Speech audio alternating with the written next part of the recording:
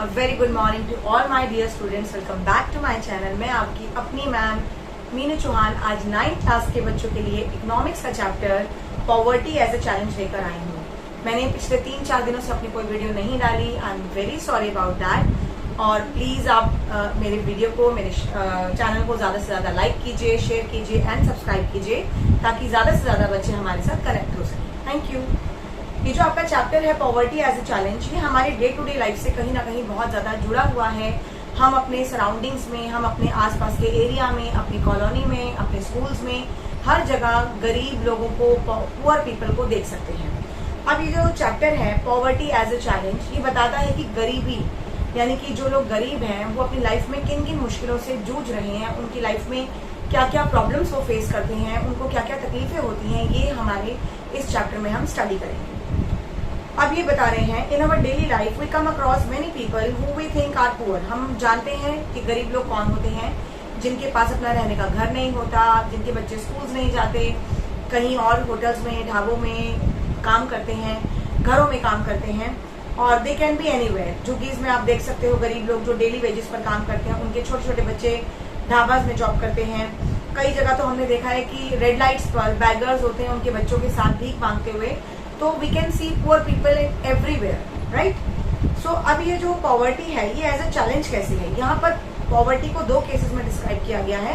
2 cases of poverty, urban case and rural case. Urban यानी शहर और रूरल यानी गांव। Now 33-year-old Ram Saran works as a daily wage laborer in a wheat flour mill near Ranchi in Jharkhand and he manages to earn around 1500 a month.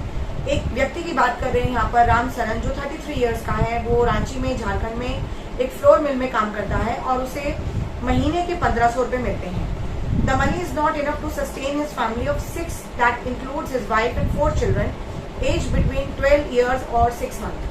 अब उनके परिवार में 6 लोग हैं जिसमें वो हस्बैंड वाइफ और उनके 4 बच्चे हैं और सभी 12 साल की उम्र के नीचे हैं। तो इस केस में he has to send money home to his old parents who live in village near Ramgarh, और उसे कुछ पैसे अपने गांव में भी भेजने पड़ते हैं अपने माता पिता के पास। His father, a landless labour, depends on Ram Saran and his brother who lives in Hazaribagh for sentences. Ram Saran lives in a 1-room rented house in a crowded basti in the outskirts of the city. It is a temporary shack built of bricks and clay tiles. मतलब झुग्गी में रहता है, जो कच्ची पक्की झुग्गियां होती हैं, ईंटों से नहीं बनी होती, कई बार चादरें टांगी होती हैं, टीन्स जो शेड्स होती हैं उनसे बनाई जाती हैं। तो 1500 रुपए महीना कमाना है, 6 लोग घर में हैं, कुछ पैसे गाँव भी भेजने हैं, तो ये बहुत मुश्किल है उसके लिए। और इसीलिए his elder son work as a helper in a tea shop and earn another 300 while his 10-year-old daughter take care of younger sibling. तो उसका बेटा भी चाय की दुकान पे काम करता है जहाँ पर उसको 300 रुपए मिलते हैं और उसकी बेटी जो है वो बच्चों को संभालती है। They have only 2 pairs of hand-me-down clothes each and each one are bought only when the old clothes become unwearable and shoes are a luxury. The younger kids are undernourished and they have no access to healthcare when they fall ill. अब देखिए इसमें आपको एक general सी बात है, हमने अपने घर में हाउसमेट्स रखी हैं, उनके साथ भी ये प्रॉब्लम आती है कि उनके पास पैसा नहीं होता। जब कोई बच्चा बीमार पड़ जाए तो वो सीधा उन्हें गवर्नमेंट हॉस्पिटल लेकर जाते हैं, because they don't have the money to take their kids in the private hospital. As you know private hospitals are very expensive, क्योंकि प्राइवेट हॉस्पिटल्स बहुत ज्यादा एक्सपेंसिव होते हैं। तो गरीब व्यक्ति अपने बच्चों को लेकर प्राइवेट डॉक्टर्स या प्राइवेट हॉस्पिटल्स में नहीं जा सकता। तो यहाँ पर ये जो बात की गई है ये हमें अर्बन केस का बताया गया है कि अगर गाँव से कोई शहर काम करने आता है और वो शहर में रहता है, उसके लिए लाइफ कितनी मुश्किल हो जाती है। किराया देना है, बिजली का बिल है, पानी का बिल है, बच्चों की स्कूलिंग है, घर में सबको खाना चाहिए, राशन चाहिए, और इतनी महंगाई होने के बावजूद 1500 रुपए महीना परिवार को पूरा नहीं पड़ता। तो इस मजबूरी में आकर वो अपने बच्चों को चाय की दुकान पे, होटल में या लोगों के घरों में काम करने के लिए छोड़ देते हैं, तो उनका स्कूलिंग बहुत सफर करता है। Second case is rural case. Rural मतलब गाँव की story. Lakha Singh belongs to a small village near Meerut in Uttar Pradesh. His family doesn't own any land, so they do odd jobs for the big farmers. Work is erratic and so is income. At that time, they get paid ₹50 for hard days work. उन्हें भी एक दिन का 50 रुपए मिलता है, यानी कि पूरे महीने के 1500 रुपए। The family of 8 cannot always manage 2 square meals a day. 8 लोगों का परिवार है और 2 वक्त का खाना भी उनको नहीं मिलता।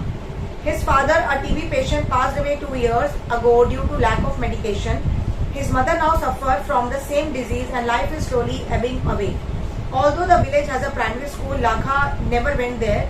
He had to start earning when he was 10 years old. New clothes happen once in a few years. Even soap and oil are a luxury for the family.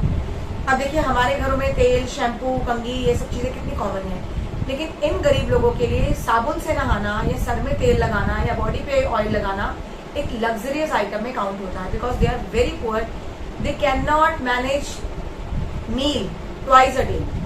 एक दिन में 2 बार खाना भी उनको नसीब नहीं होता, तो वो साबुन और तेल और कंघी, अच्छी तरह से साफ सुथरे कपड़े, ब्यूटीफुल क्लोथ्स, एक्सपेंसिव कपड़े, ये सब तो वो सोच भी नहीं सकते. वो सालों में कोई उनको दे जाए तो दे जाए, और जब तक उनके पहले वाले कपड़े फट नहीं जाते वो घर में पड़े हुए जो उनके कपड़े होते हैं थोड़े ठीक ठाक कंडीशन में वो उनको नहीं निकालते. तो ये कंडीशन हमने बताई है आपको पुअर लोगों के बारे में, जहां पर हमने दोनों केसेस में स्टडी किया.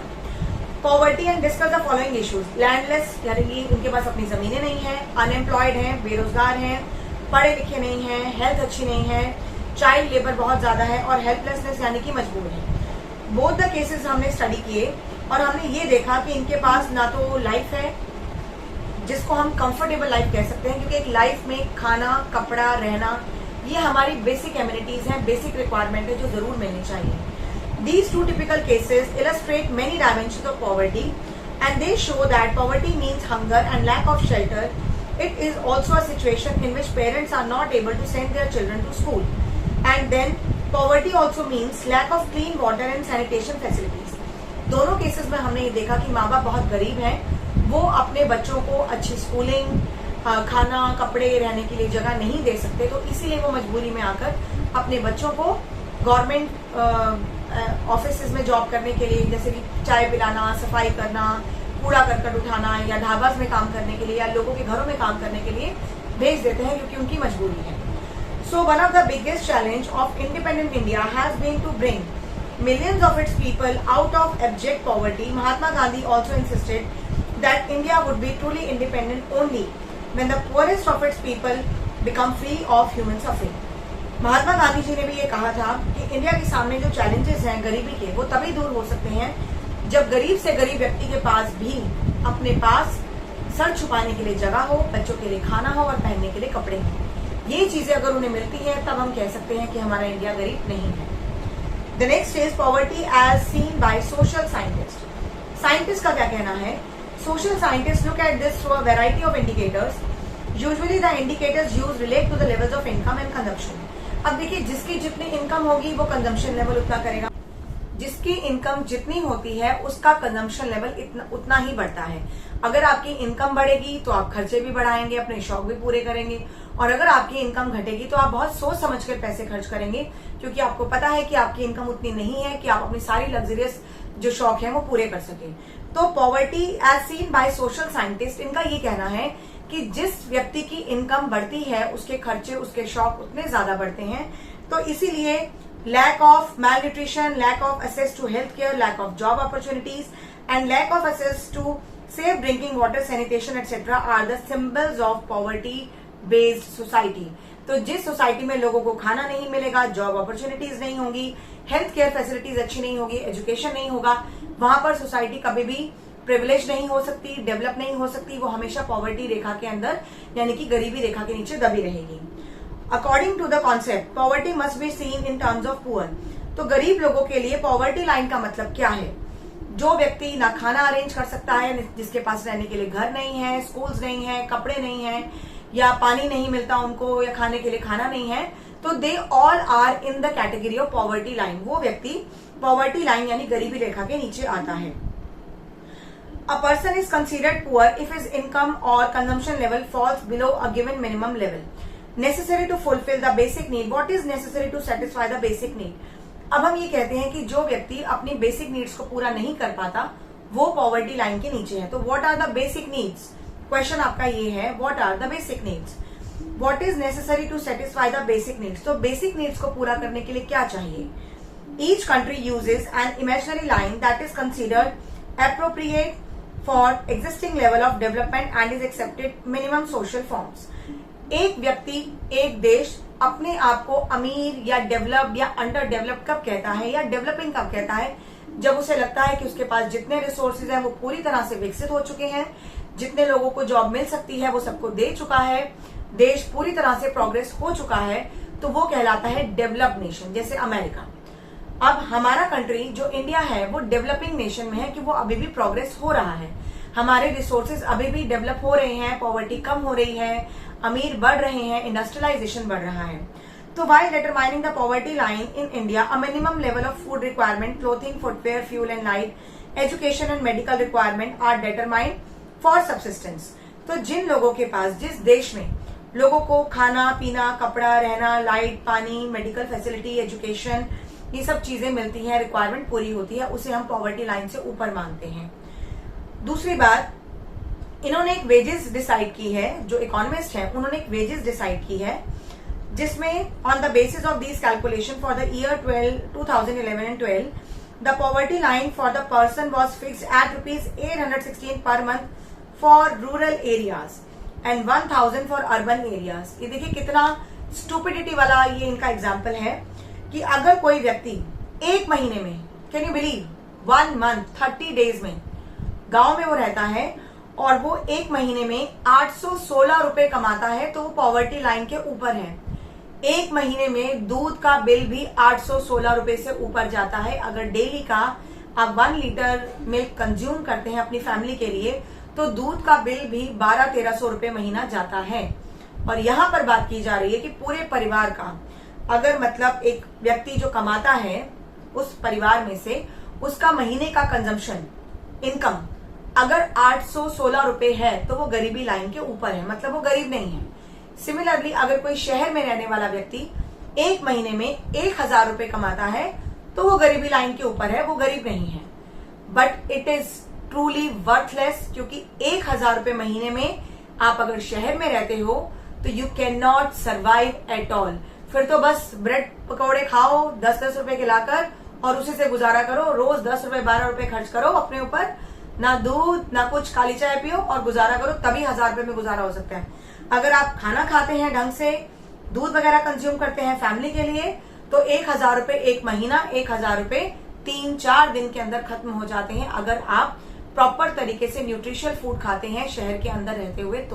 तो ये जो इनका एक पॉवर्टी लाइन मेजरमेंट है, ये आज तक मेरी समझ में नहीं आया कि किस बेसिस पर इन्होंने शहर में रहने वाले लोगों को या गांव में रहने वाले लोगों को कंसीडर किया है कि एक महीने में गांव का व्यक्ति 816 रुपए और शहर का व्यक्ति अगर 1000 रुपए महीना कमाता है तो वो गरीबी रेखा से ऊपर है।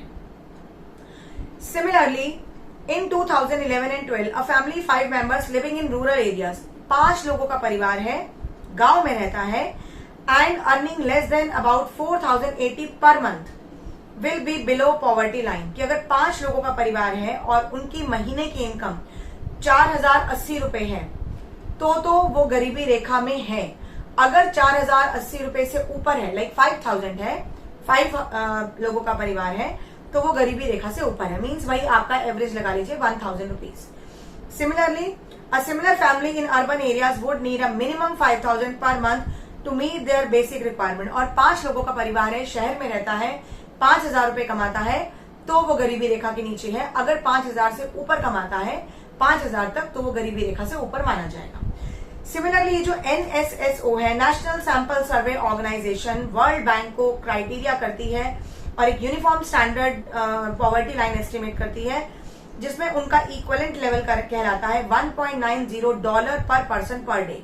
कि अगर एक व्यक्ति, अगर हम वर्ल्ड वाइड कंपैरिजन करें, एक व्यक्ति एक दिन में $1.90 पर पर्सन अर्न करता है तो वो गरीबी रेखा के ऊपर है।